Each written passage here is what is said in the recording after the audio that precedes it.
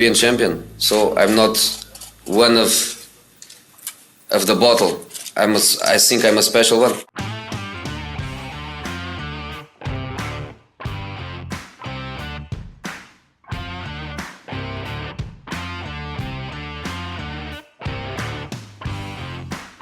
Proud, provocative, antagonist.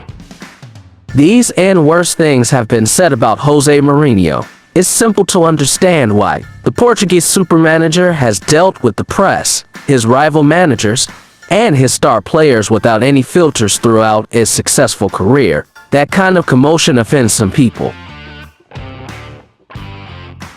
Others, on the other hand, salute the extra calories the game required. One of them is Jose personally. He didn't just win these supporters because of his rivalries. When the opportunity arises, Mourinho can be a fun entertainer who thrives in the spotlight and isn't hesitant to deviate from the plan in quest of a chuckle.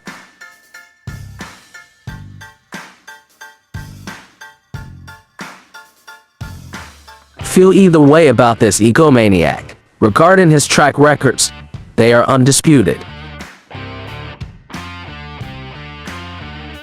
Jose Mourinho is a taste. He doesn't tolerate fools. He also exhibits an outsized ego for which he has never expressed regret. Yet when it comes to football, you bring Mourinho if you want the action. One of the smartest people in the industry.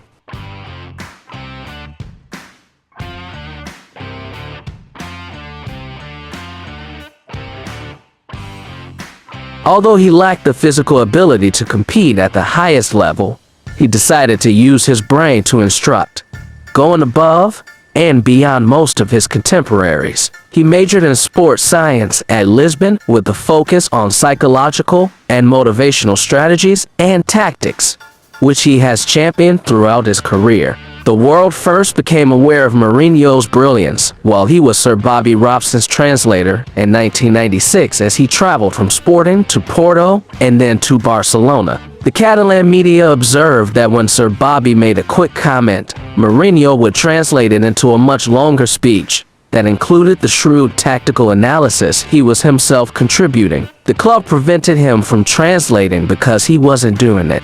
But by then, he had already established himself as a remarkable person in his first prestigious coaching position with Benfica in 2000. Yet he would make his impact from 2002 to 2004 when he returned to Porto and was now in the hot seat.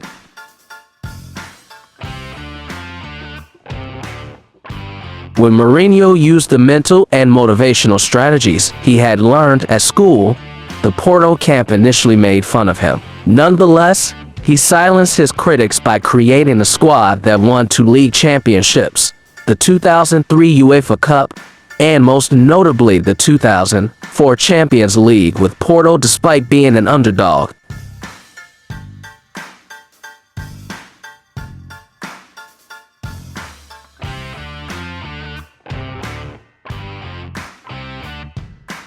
As was to be expected from Mourinho, scandal marred the Champions League campaign. He took tremendous satisfaction in telling then Manchester United manager Sir Alex Ferguson how proud he was of himself after defeating them in the round of 16. He said, "You would be disappointed if your squad lost to opponents who had been constructed on a budget of just 10%.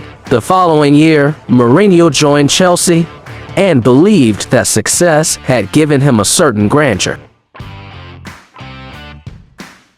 Jose went on to accumulate several truly unforgettable events, including the club's first league championship since 1955 in his debut season and a repeat the following season. He also added to the lingo used in football. In his first season, Mourinho claimed Spurs brought the bus and left it in front of the goal in response to Spurs' defensive strategy during a match with Tottenham. During that time, Mourinho started a long-lasting quarrel with Arsene Wenger, the then manager of Arsenal,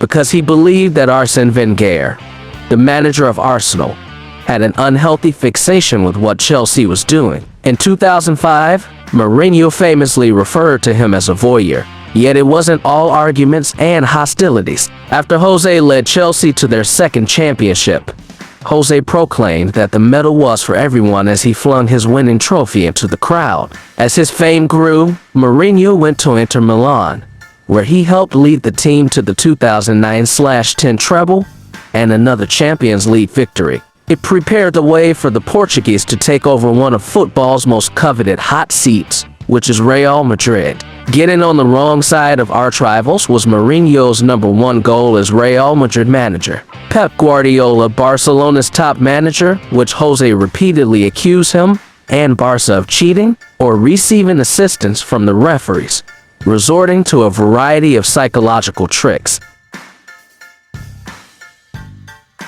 Pep managed to stay calm and deliver excellent outcomes. Mourinho won the Copa del Rey and the league. His fourth season was cut short as he was fired in May 2013. With Chelsea, he would once more feel at home, which required picking up an old grudge against Arsene Wenger.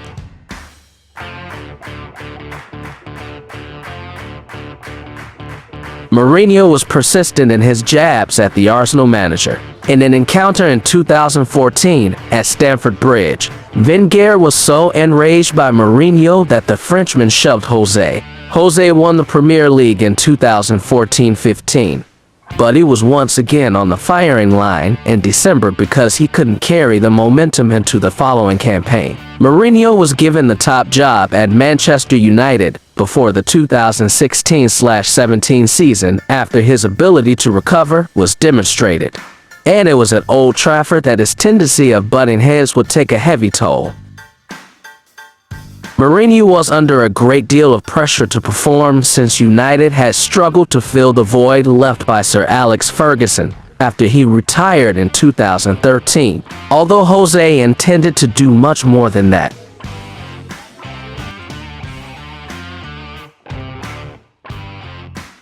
Yet instead of shattering records, he fell short of the super club's expectations, and by his second season, the pressure had increased. Vintage Mourinho was on display in the press room as a result.